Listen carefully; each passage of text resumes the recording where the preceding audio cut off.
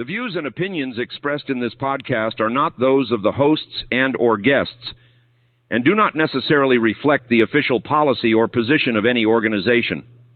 The content is for entertainment purposes only and should not be considered professional advice. Listener discretion is advised. Welcome to Deep Dive, the podcast where we take you beneath the surface and explore the legends of pop culture. from the characters you loved on TV and in movies, To the toys you couldn't live without. we are your hosts. I'm Cosgrove. And I'm Lumi.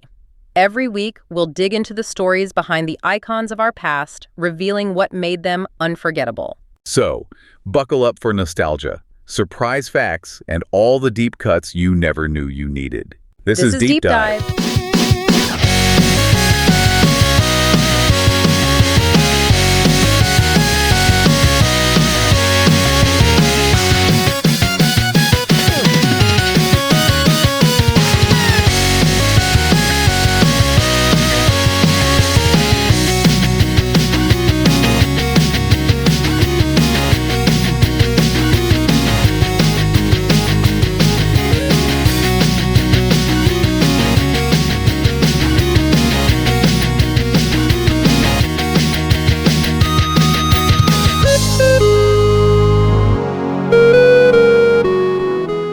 Ever get the urge to, dive into a world that's completely made of clay?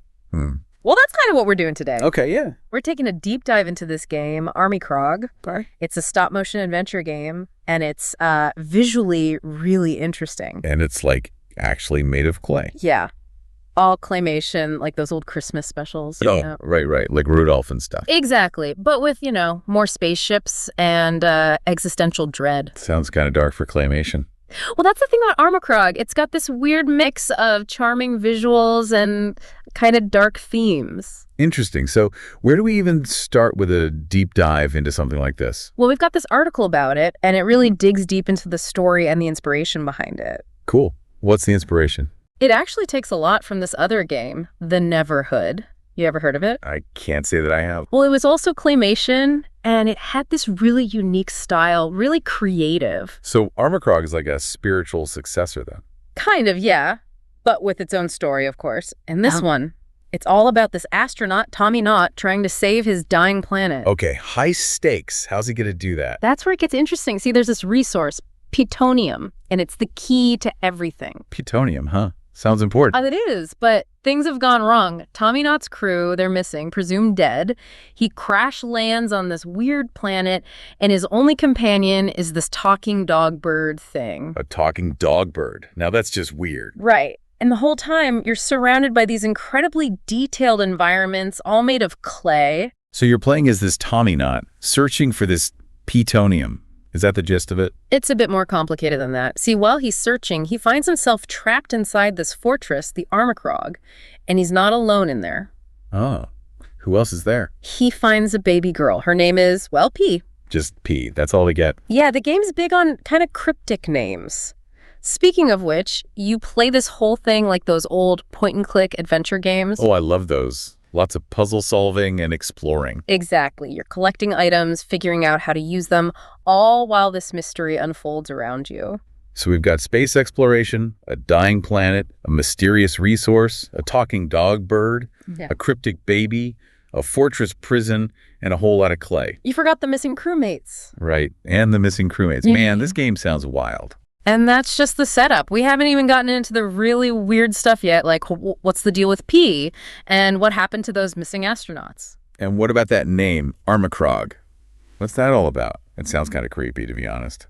It is pretty eerie, isn't it? It's like it's hinting at something, some deeper meaning. Yeah, like arm and krog. Is krog even a word? I don't think so. But hey, that's part of the fun, right?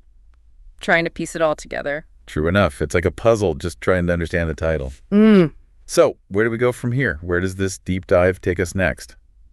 Well, remember those missing astronauts, right? The brothers. Turns out they're not so missing after all. Yeah, things get a little complicated on that front. It's like family reunion gone wrong.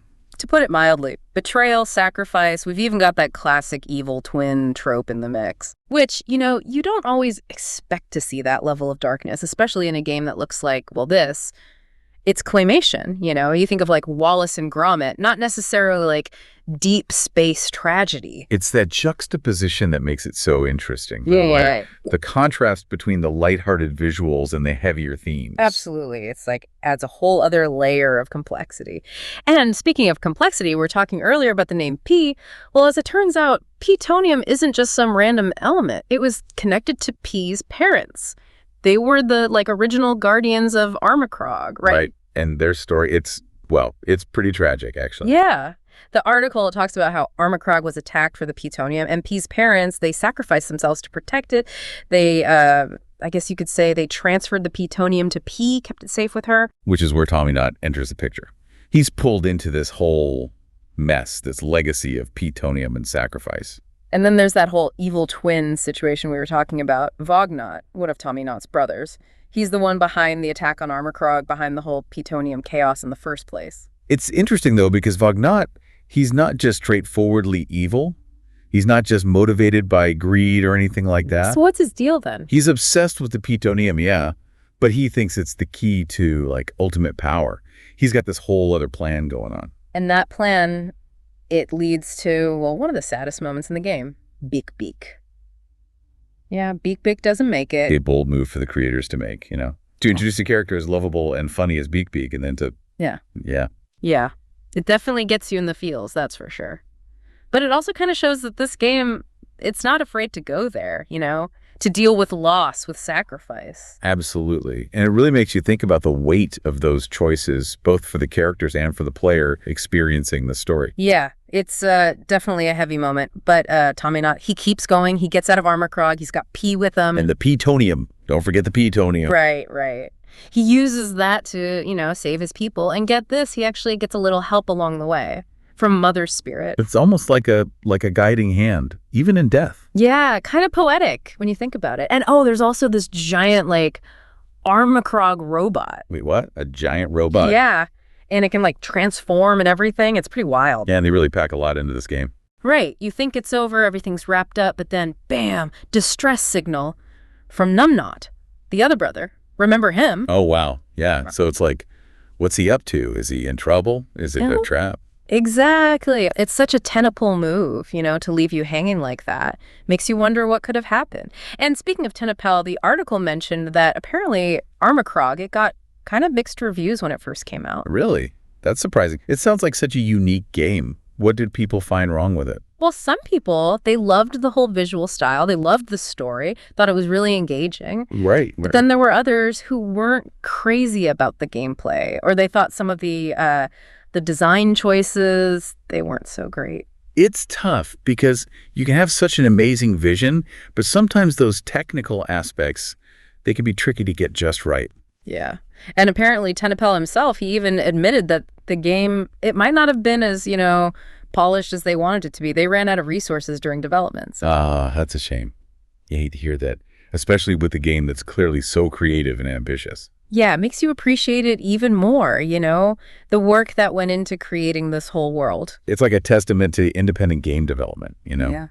The challenges they face, but also the incredible things they can achieve. So for anyone listening, we've thrown a lot at you today, this whole deep dive into Amikrog, but is it worth checking out? That's the big question, right? And it depends. What kind of gamer are you? Exactly. If you're looking for something super polished, something mainstream, then maybe not, But if you're looking for something different, something visually stunning, a game with heart, and some genuinely sad moments, then yeah, give it a shot. You might just find yourself pleasantly surprised.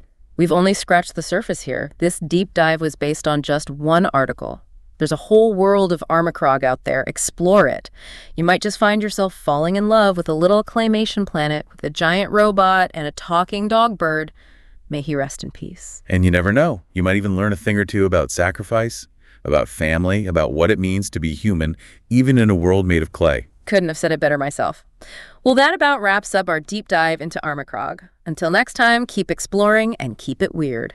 Thank you for tuning into our podcast. If you want to help us out, please like, share, subscribe, and leave a comment to help the algorithm.